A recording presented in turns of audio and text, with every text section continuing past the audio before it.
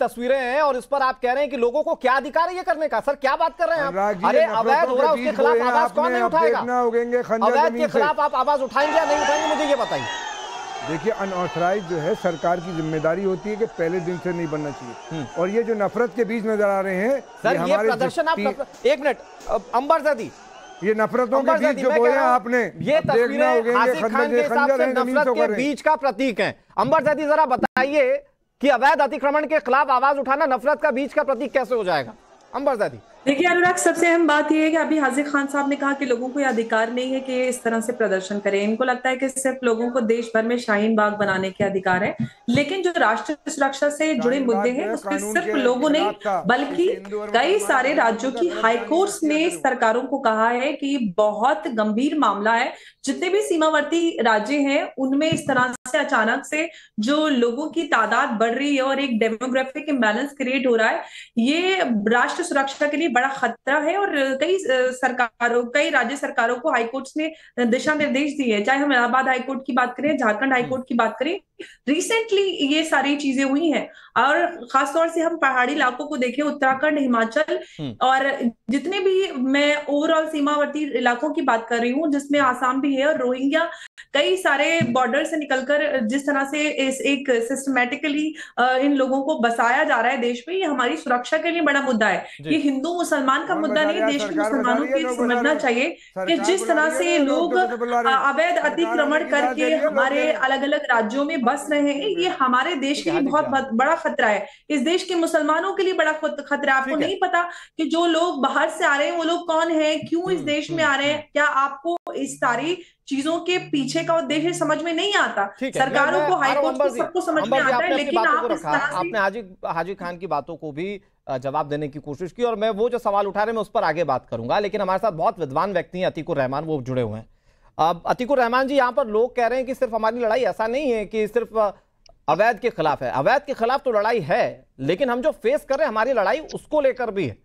इन तस्वीरों को लेकर आपका अपना आकलन क्या कहता है? क्योंकि ये तस्वीरें हो सकता है कल को जन जागृति में तब्दील हो जाएं, हो सकता है किसी बड़े आंदोलन का रूप ले ले, क्योंकि लोग कह रहे हैं कि हमें चिंता हमारे भविष्य की, हमारे बच्चों की चिंता है हमें।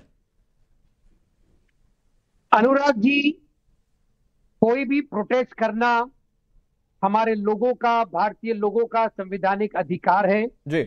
और मैं इतना खुश हो रहा हूं इन लोगों को देखकर कि हमारे शाहीन बाग से लोगों ने कुछ तो सीखा।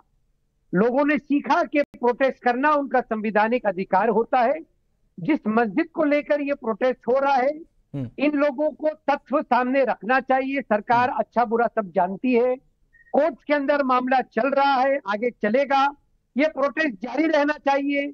मैं इनको धन्यवाद देता हूं और इनका बल, लेकिन अतीकुर रहमान जी, देता हूं। दो चीजें हैं, एक तो हाजिर खान कह रहे हैं कि अधिकार नहीं है, भाई हिंदू मुस्लिम का बीच का प्रतीक है ये जो आज भीड़ दिख रही है, एक तो ये है। फिर वो शाहीन बाग को कैसे देखेंगे मुझे नहीं पता। दूसरा मेरा सवाल अतीकुर रहमान जी ये कि वहां के लोगों की चिंता डेमोग्राफिकल चेंज को लेकर भी है। कुछ महिलाएं तो बहुत खुले शब्द में कहती हैं कि हम सर उठाकर चल नहीं पाते हैं, भीड़ इस तरह से बेतरतीब हो जाती है और वो दूसरे धर्म की, दूसरे समुदाय की है। फिर लोगों की चिंता ये भी है कि कहीं ऐसा तो नहीं कि रोहिंग्या आकर बस रहे हैं।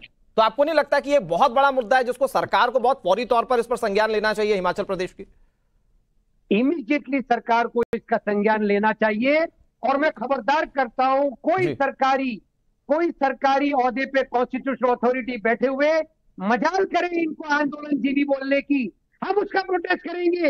ये आंदोलन जीवी नहीं है। नहीं तो अगर आंदोलन कर रहे हैं, नहीं अतीकुर रहमान साहब आंदोलन कर रहे हैं तो इसका मतलब ये कि आंदोलन भी सही होगा। तो वो मांग कर रहे हैं कि मस्जिद गिरा दीजिए, समर्थन में उसके, उस आंदोलन के समर्थन में, मस्जिद गिराने के समर्थन में। अब आ जाइए, जो मांग है प्रोटेस्टर्स की, हमारी मांग थी शाहीन बाग में कि किसी भी तरह से सीएए के कानून को सरकार वापस ले, लेकिन वो अदालत में गया। अब इनकी मांग है मस्जिद गिरा देने की, इनका भी मामला अदालत में जारी दीजिए। अगर अदालत राजी होती है तो मस्जिद अगर अवैध है, ये मुझे आपकी अतीकुर रहमान साहब ये बात मुझे अच्छी लगती है कि आप बियॉन्ड कानून कुछ नहीं कहते। बिलाल भाई, आप भी बियॉन्ड कानून जाएंगे क्या, या आपको भी लगता है कि नहीं अगर तो कोर्ट कह दे और अगर सरकार को पता चल जाए कि मस्जिद अवैध है तो गिरनी चाहिए? क्या कहेंगे इन तस्वीरों को देख के?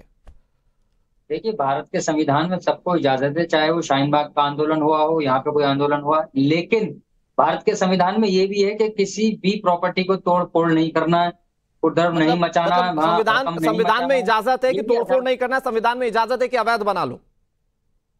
नहीं, अवैध और जो उसकी वो है तो ये आप तय करेंगे, ये कोर्ट तय करेगा। अरे भाई लोग बता रहे हैं वहां पर तय करेगा। अगर कोर्ट, हाँ ठीक है, अवैध है उसकी प्रक्रिया होती है, अवैध है तो उसमें कोई दिक्कत नहीं है। हमें क्या प्रक्रिया होती है थोड़ा बताइए ना बिलाल भाई, कानून के अच्छे जानकार है, क्या प्रक्रिया है अवैध तो गिराने की? भाई साहब सुन लीजिए, अगर वो अवैध बनी हुई है तो हमारे ना इस्लाम में जायज है, ना हम उसको नमाज पढ़ सकते हैं, उस पर जांच बैठेगी, उसके बावजूद फैसला होगा। लेकिन यहाँ से बैठ के कुछ लोग कि वहां मस्जिद की मीनार गिरा दी, वहां पे ये कर दिया, अरे कुछ और बातें लाइए ना भाई साहब। अभी खाने के ऊपर किसी बच्चे को, छोटे बच्चे उत्तर प्रदेश के अंदर एक टिफिन में बिरयानी लिया, जितनी चर्चा में बैठे आप कभी मुद्दे से संतुष्ट नहीं हुए। आप हमेशा चर्चा में बैठेंगे, ए पर बात करेंगे, बोले जेड पर बात क्यों नहीं हो रही है?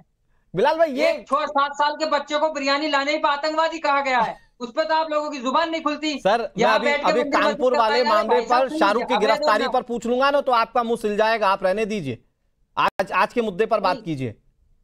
बिलाल भाई मुद्दे कई सारे हैं, मैं अगर वॉट अबाउटरी पर आऊं इसके मुकाबले ये तो इसके कई मुद्दे हैं, फिर किसी एक मुद्दे पर चर्चा नहीं हो पाएगी। प्लीज आप मुद्दे पर बात कीजिए। बिल्कुल, अवैध है तो मस्जिद गिरे, बस इस पर जवाब दे दीजिए। अवैध है तो मस्जिद गिर जाए, जवाब दे रहा हूँ। अनुराग भाई सुन तो लीजिए, देखिए मैं उसी पर जवाब दे रहा हूँ। जिस तरीके से कोर्ट ने बोल दिया अवैध है तो अवैध है, और जो बनी हुई है चीज हम खुद कह रहे हैं, हम उसका समर्थन नहीं करते, लेकिन वहां हिंदू संगठन के लोग जिस तरीके से वहां जाकर, अरे सर क्या बात कर रहे हैं? भीड़ देखिए, एक मिनट फुल फ्रेम जरा भीड़ दिखाइए। बिलाल खान को भीड़ नहीं दिख रही है क्या? ये सिर्फ हिंदू संगठन के लोग हैं क्या? ये हिमाचल प्रदेश के लोग नहीं है क्या? किसने अधिकार दिया संविधान? नहीं एक minute Haji ji please intervene नहीं। ये तस्वीर जरा देखिए, और इन तस्वीरों में आपको क्या सिर्फ हिंदू संगठन के लोग दिख रहे हैं क्या? हिमाचल प्रदेश के लोगों की कोई सेंटिमेंट्स नहीं है? मतलब इस प्रदर्शन को सिर्फ आप हिंदू संगठनों तक सीमित कर देना चाहते हैं? विक्रमादित्य जी प्लीज जरा तस्वीरों पे बताइएगा सर, क्या लग रहा है ये देखकर? क्या ये जन जागृति है क्या? अभी यहाँ पे जो डिबेट हो रही थी ना, लगातार जो एक ही बात एक हाजी बोल रहे थे, ये सारे के सारे बड़े विचित्र स्थिति में कह रहे थे। हाजी खान बोल रहे थे कि भाई रोहिंग्याओं को भी देश में रहने का अधिकार है, इन्होंने दे दिया, भाईजान बांग्लादेश में शांति बचा रखी थी। अरे सारे के सारे जिहादी जो है ना वो शांति बचाने के लिए ही है। और ये सामने जो प्रत्यक्ष दिखाई दे रहा है ना, ये वो कार सेवक है, ये वो जन सेवक है, ये वो भारत के नागरिक है जिन्होंने अपनी मांग शांतिपूर्ण ढंग से रखी थी। अभी सीए के लिए छाती पीट रहे थे बहुत सारे लोग यहाँ बैठे हुए। सीए आंदोलन, सीए में कितनी कार जलाई थी, कितनी बस जलाई थी, सामने आके आंदोलन चल रहा है, आप गलत बयानी कर रहे हैं। पूरा रास्ता रोक लिया था सर, पूरा रास्ता रोक लिया था, पूरा रास्ता रोक लिया था। दिल्ली की जनता को परेशानी जो हुई थी वो दिल्ली की जनता के बीच जाके इसमें भी हो रही है परेशानी, आज भी हो रही है परेशानी। तो परेशानी के ही खिलाफ तो लोग सड़कों पर उतरे हैं, प्रोटेस्ट होता है सर, सभाएं होती है, लोगों को परेशानी होती है। आपको आज भी ठीक है, कैसे वो पुलिस वाले को अनुराग उनको फोटो याद करवा दीजिए वाली, कैसे वो सलमान था वो पुलिस वाले के सिर पर बंदूक टांग के खड़ा हो गया था, कैसे अमित शर्मा को गोली मारो, गोली मारो सालों को, वो मुसलमान था, कौन था वो? देश के अंदर, दिल्ली के अंदर किसने कहा गोली मारो सालों को? दिल्ली के अंदर किसने कहा कि उनके साथ साथियों को समझ ले लो। कार सेवक जब खड़े होते हैं ना, उन पर लगातार लाठी प्रहार इन देश। ठीक है महाराज जी, ये आप एक मिनट हाजी जी, ठीक है हाजी जी एक मिनट, ठीक है आचार्य जी मैं रोक रहा हूँ,